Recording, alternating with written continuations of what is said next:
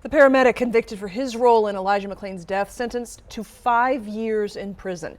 A judge handed down that sentence just before 4 o'clock this afternoon. Denver 7's Rob Harris was in the courtroom today, and he will join us with reaction in just a few minutes. First, though, Aurora firefighters raising concerns tonight about bonuses that were redirected from their paychecks to support the families of the paramedics convicted in McClain's death. Big night, and glad you're with us tonight. I'm Shannon Ogden. And I'm Jacqueline Allen. Chief Investigative Reporter Tony Kovaleski here. And Tony, you spoke exclusively with firefighters who are raising their concerns now. Yeah, Jacqueline, Shannon, lots of moving parts in this one. This story has been fluid since we first got information late last night.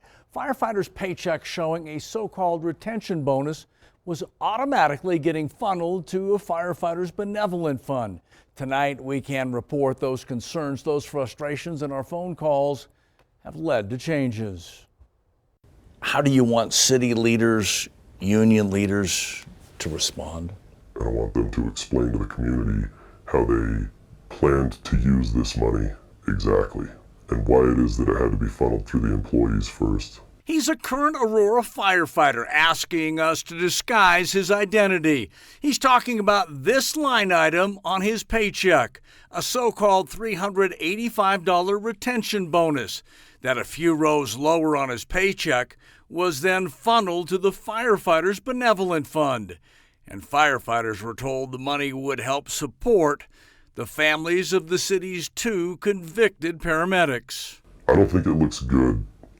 Based on the fact that, whether it be right or wrong, 2 of our former members were convicted of a crime, serious felonies, and as far as optics are concerned, these folks were convicted for their involvement in the death of Elijah McClain. Denver 7 Investigates shared those frustrations with city and union leaders. Within hours, firefighters received this email, giving them the ability to ask the union to undo the mandatory contribution. Some of your firefighters have reached out to our team, not happy with the optics of this process.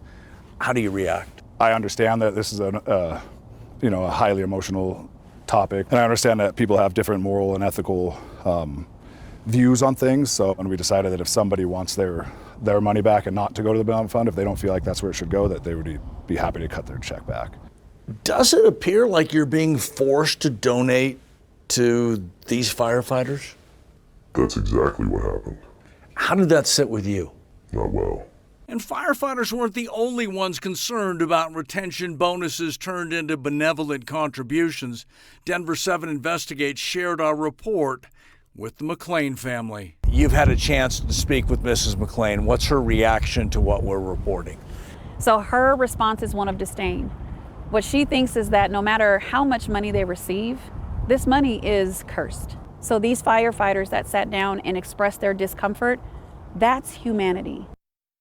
Now, within the last hour, we have learned more details. Some Aurora firefighters have already requested refunds on those mandatory donations. Also, the head of the benevolent fund says the $150,000 donated have not been specifically earmarked for any one location.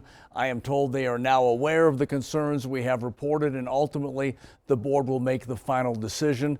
The fund also sent us a statement just a few moments ago. It included, obviously, the families of our 2 firefighters in the Elijah McClain case are in need, and that will be taken into consideration.